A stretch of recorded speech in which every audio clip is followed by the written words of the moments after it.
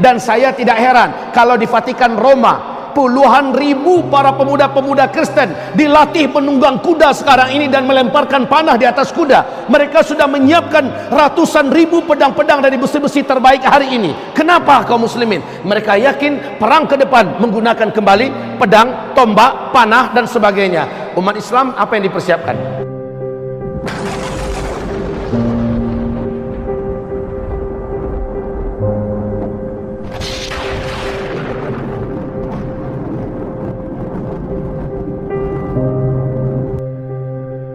Kata Rasulullah, orang yang di muka bumi ini masih ada iman kepada Allah, walaupun imannya hanya seujung kuku. Orang ini hanya kenal dengan Allah dan percaya Allah ada dan pandai melafazkan kalimat Allah, dia akan didatangi oleh angin lembut ini.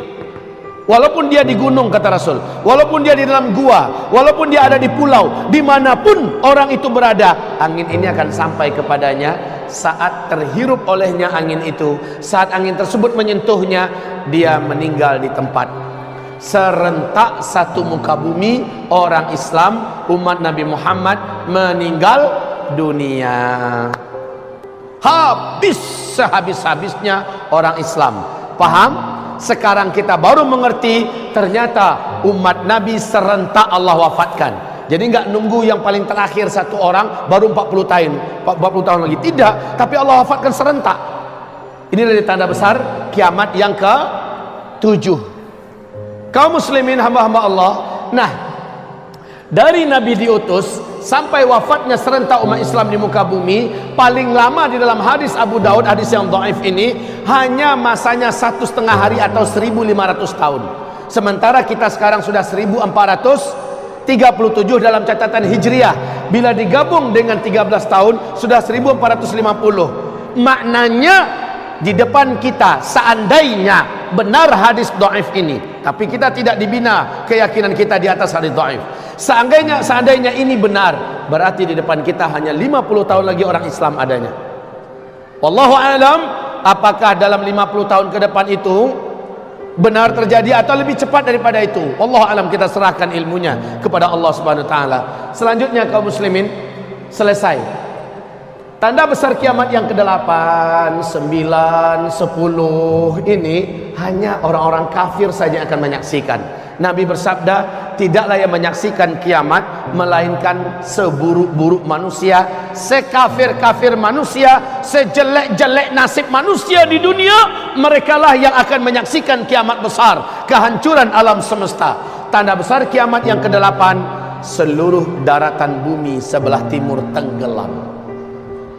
Australia, New Zealand, Indonesia, Singapura, Malaysia, Filipina, Thailand, Jepang, China, India, terus naik sampai ke Rusia, tenggelam masuk ke dalam laut. Ini tanda besar kiamat yang ke-8. Tanda besar kiamat yang ke-9 langsung menyusul dalam waktu yang bersambungan. Tenggelamnya seluruh daratan bumi yang ada di sebelah barat. Brazil, Suriname, Amerika Serikat, Eropa, seluruhnya tenggelam masuk ke dalam laut.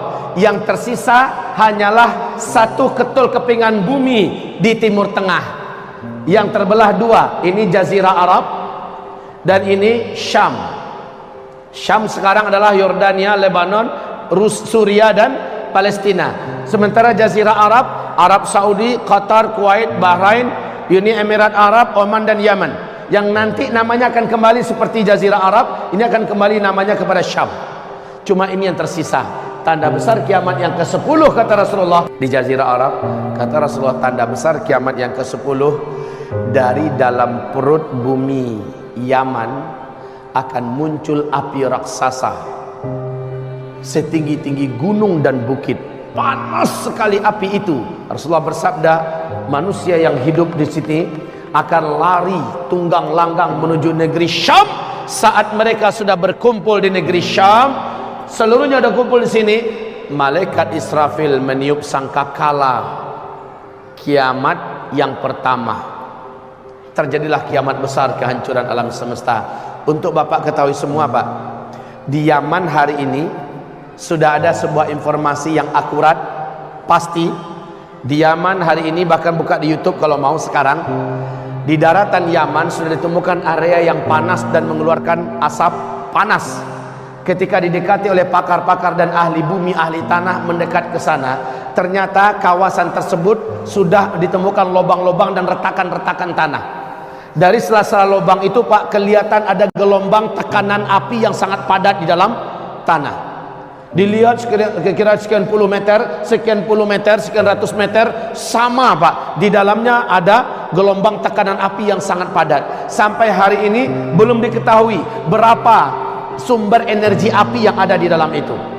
Allah isyaratnya sudah memberikan kepada kita sinyal-sinyal bahwa tanda besar kiamat yang ke-10 mungkin akan terjadi, sebab Allah telah mulai menyalakan di dalam perut bumi Yaman. Bara api ini sudah mulai dinyalakan oleh Allah sebagai isyarat yang tidak bisa dibantah. Baik kaum muslimin, lihat di YouTube kalau mau melihatnya, silakan lihat. Ada ini, langsung jumpa.